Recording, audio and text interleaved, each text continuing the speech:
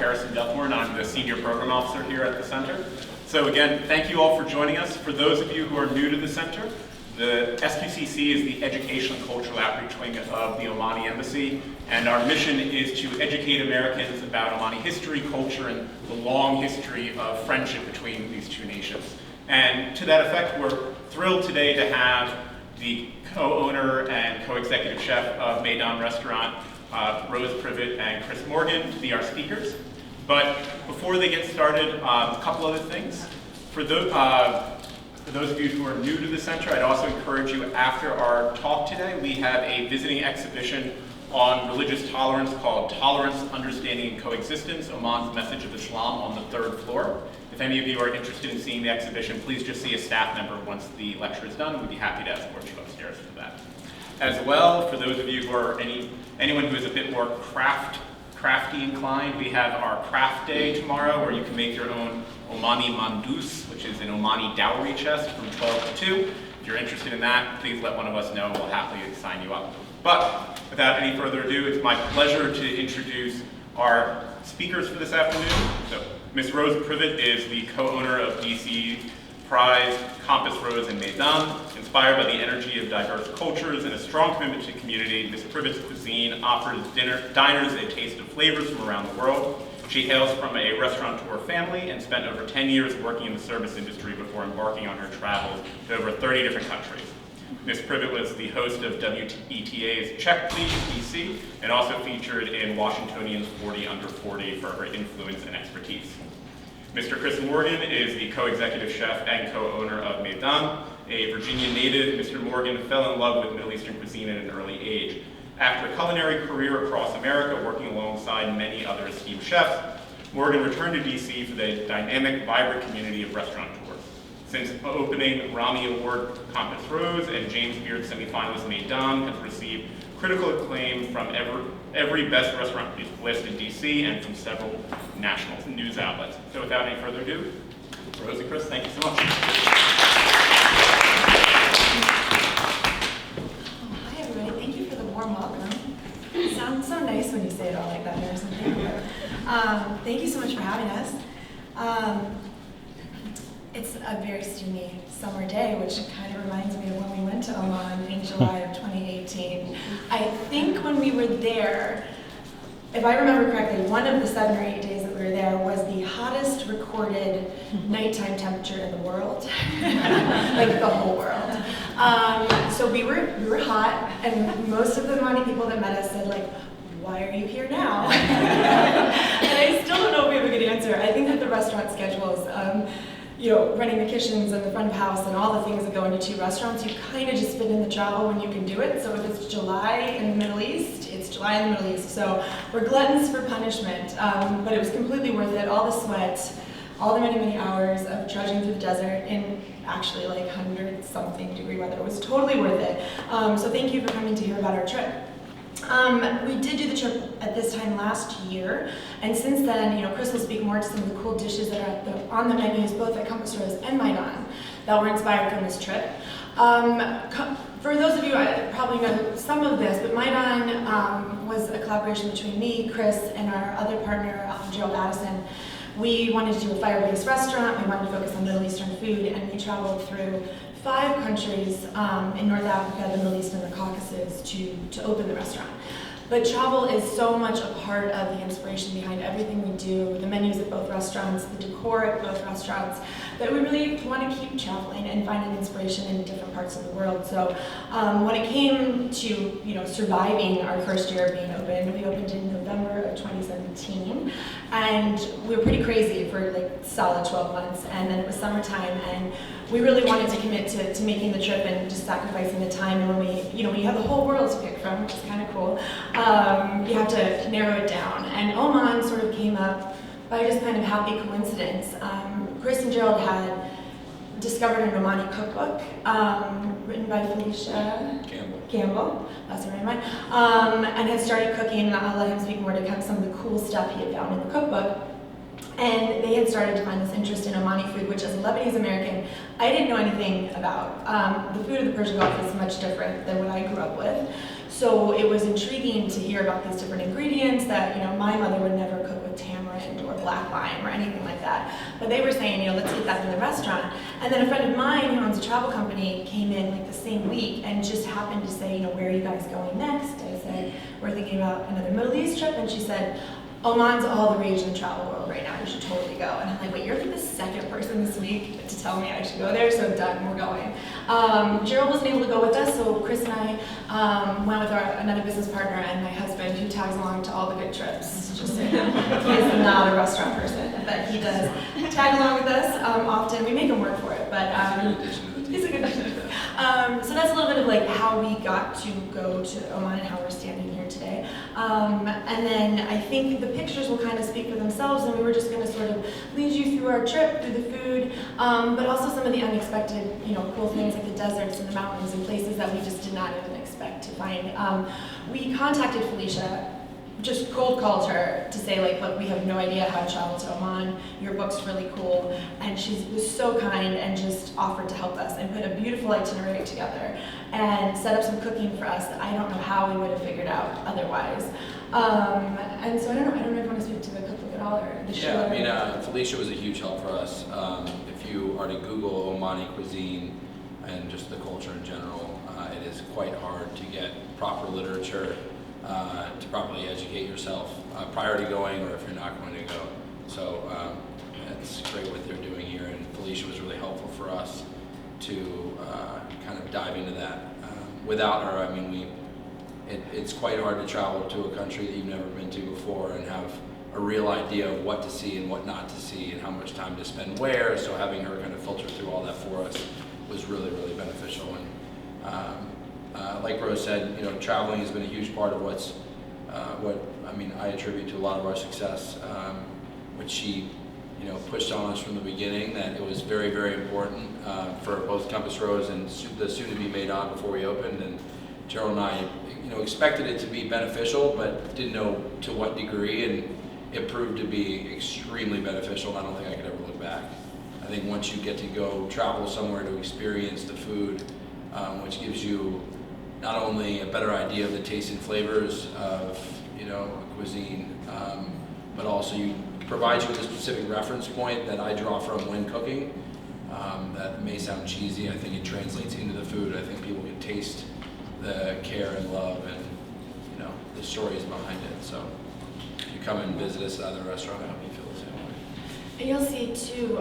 I think a lot of chefs in general tend to stage in Michelin-starred restaurants around the world, and that's wonderful. But we tend to do the opposite. And cooking at both restaurants is very much inspired by people that let us into their homes to cook with them. So a lot of this is all because there were a lot of strangers that welcomed us, shockingly welcomed us into their private homes to teach us their family recipes, to introduce us to their families.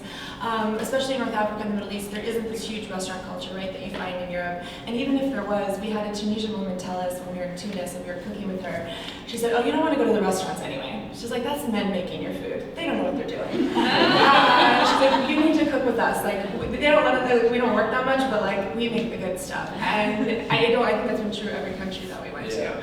And Oman was no exception. So we wanted to start obviously with the food picture for you. This was so fun. We had no idea that Chips Oman would be our first breakfast when we got to Muscat.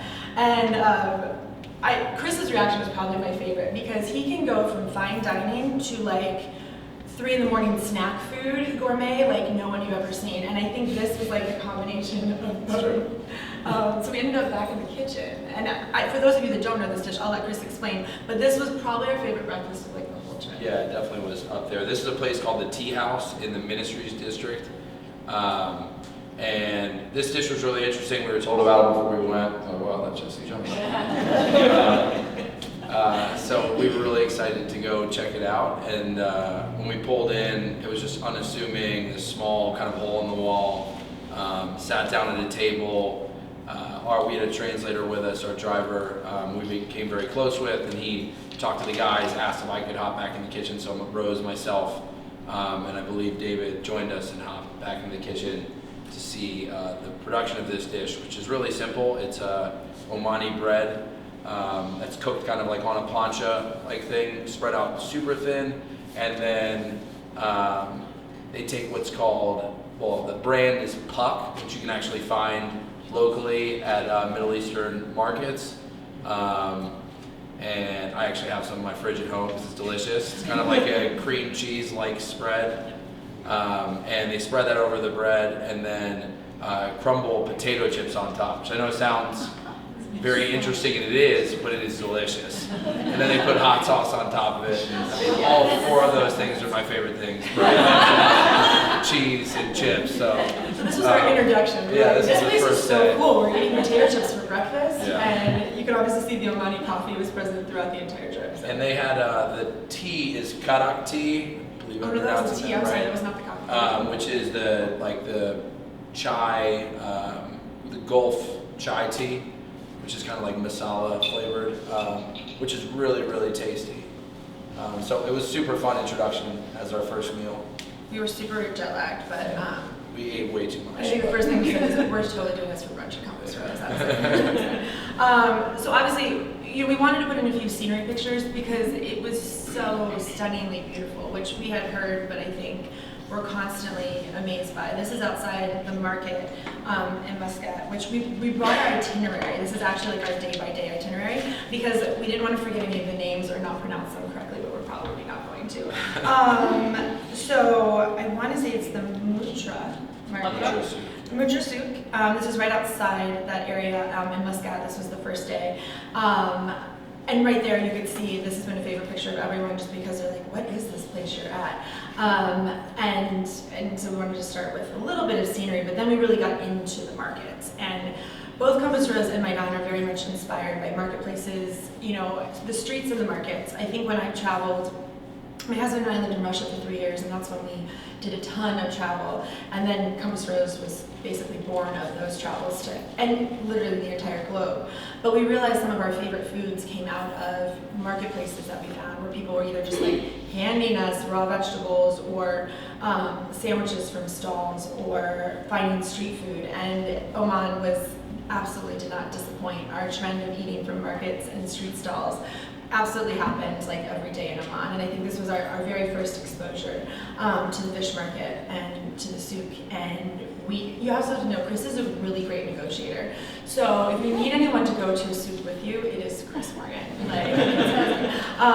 So it was a great introduction, and we felt like this is just exactly the kind of place we want to be. Maydan is based, for those of you that know the word, I'm sure it has an Arabic base, but meaning like a square or a gathering place. Both restaurants were meant to bring people together around food and to celebrate, or like sometimes public squares are for mourning or for rebellion.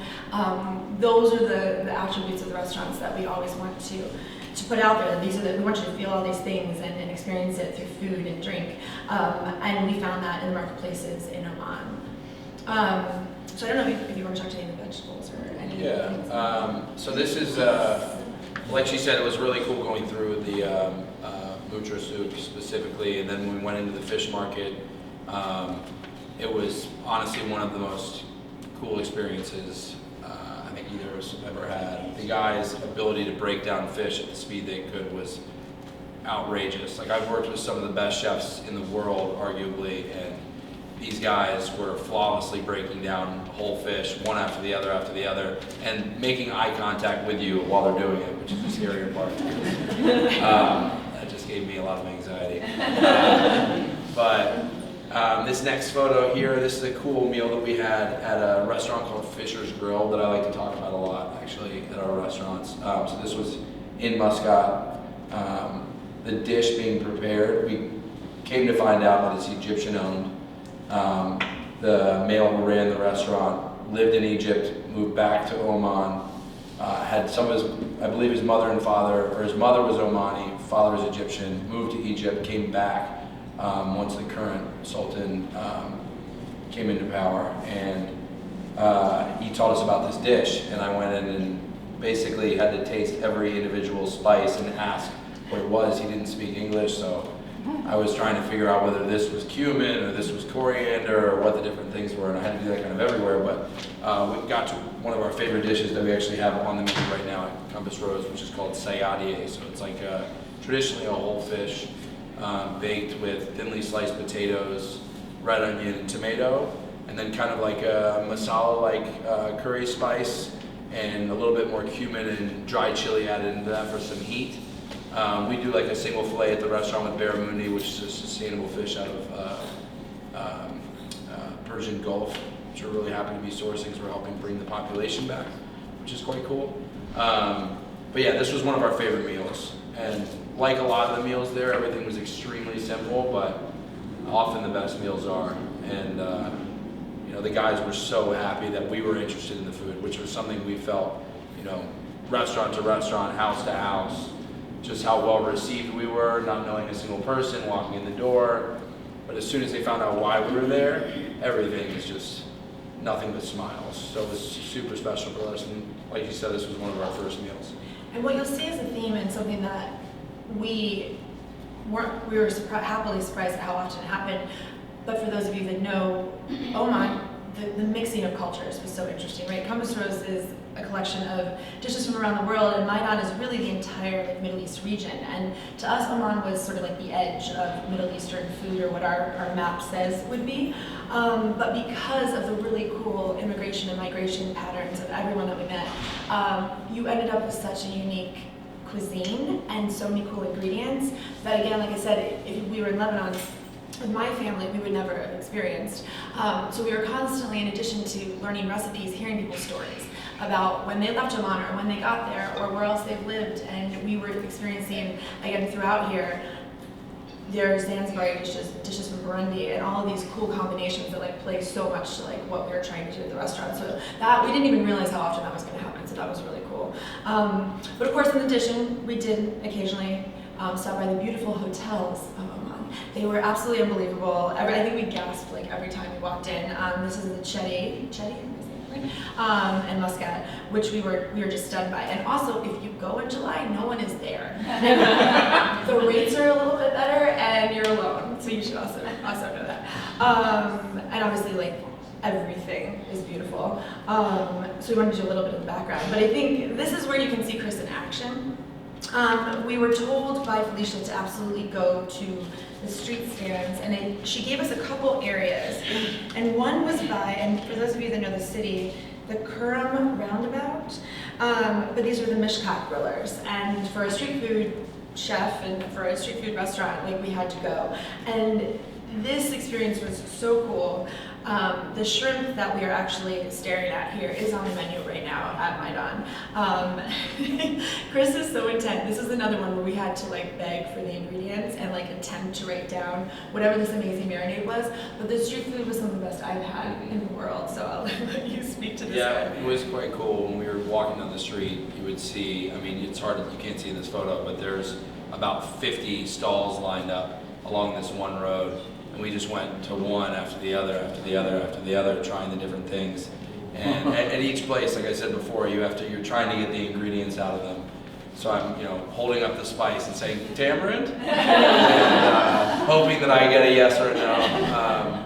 But we were able to, I think, come pretty close to recreating it. And like I said, having that like reference point for this, which was one of the most amazing experiences of my life, and definitely of Rose's as well. It really helps when you're cooking the food to kind of draw from that memory. So. Chris also thinks he speaks Arabic now, just so you know. There's some kitchen Arabic there. Nice. The shrimp made it back, but was it the stingray that did not? Yeah, the stingray did not make it back. We did not. Like that was the one that he ate, but I was like, that's too far for me. I'm good. And it wasn't. And you eat like everything. Different. That was Texturally different. The shrimp made it back. One of our early, we were told right away by Felicia to eat camel. And I didn't know how I was going to feel about that. It actually ended up being delicious.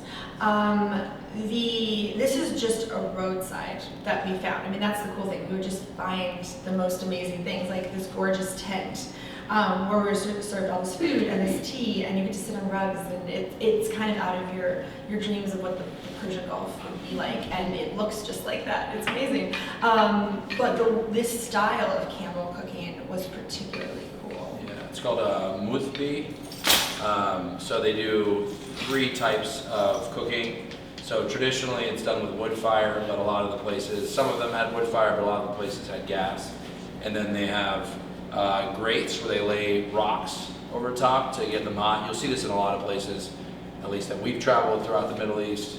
If any familiar with like Iranian food, like sangak is a pebble bread. Like there's a lot of traditional foods that are cooked right on rocks that are excellent. They also do whole chicken on rocks in Oman. But this is, you'll see the camel meat cooking right over the rocks.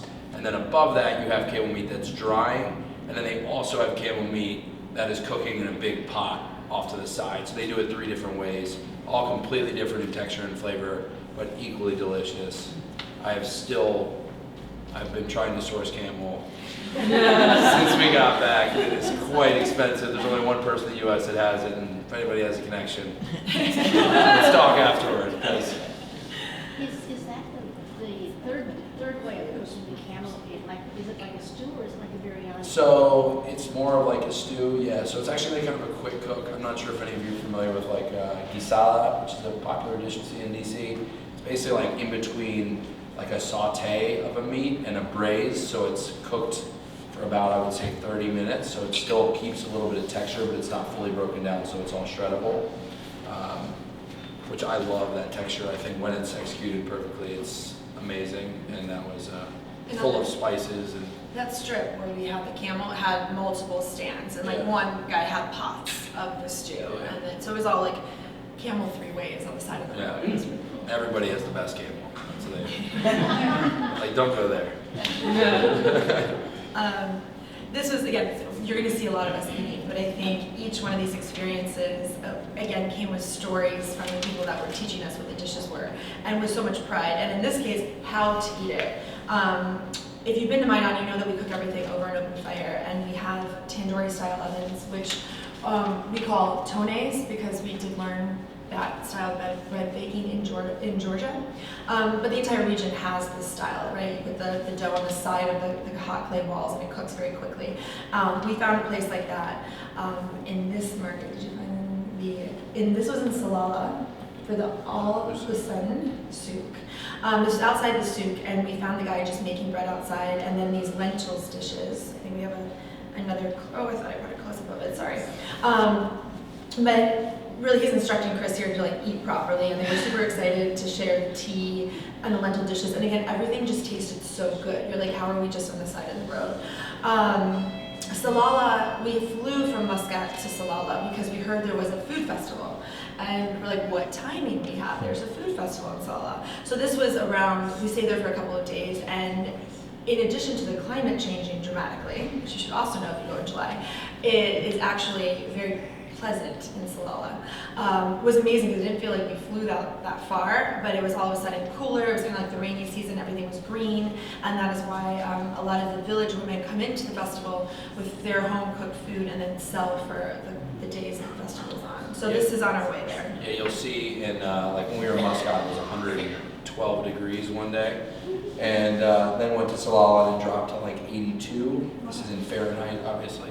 Oh, and way less humidity. Muscat Way is less humidity. so- And that's, they have the monsoon festival, so when everybody comes in, like she's saying, from the mountains, and the Bedouins traditionally would come in, and people would sell different things. And you know, there's frankincense vendors, there's food vendors, there's people selling different crafts and homemade things, which is really cool to see. And it's a drastic difference in how green everything is coming from Muscat, which is equally as beautiful, but in Salalah this time of year, everything just goes into full bloom, and it's quite pretty. And this is at the festival, where you just went around and met different people, and they make you plate of whatever they had brought, and you can see these are very like content smiles because we had eaten a lot at this point. And then we're taking back to a market because we spent a lot of time there. But this was the amazing discovery of the Omani spice blend. So I should say that one of the coolest things I think the guys have done with the fire at Maydan is replicated shua, which is kind of what they first discovered in the Omani cookbook. Because we have hot coals, and again, Chris can explain this way better, but that was kind of our first dish from Oman that we were so interested in, and then we found all these other dishes afterward. But Omani spice is a very important part of it, and this would be one particular market where Chris looks really happy because he got really good prices. And we filled a suitcase with spices from this particular market. So, and I think it's also interesting too how you found someone here to replicate it after we ran out of the smuggled Omani spice. Yeah, I left with, I went on this trip, and all of our trips, I always go with one backpack, and I came back with 5 duffel bags, which Rose helped me get back here. But this was in Niswa, so we knew in advance that there were going to be a couple places that were best for finding traditional shua spice, as it's called, which is just the traditional Omani spice blend, similar to like 7 Spice that you'll see in other countries. It's their own version of that. A little bit more influence from India and Iran in that spice blend.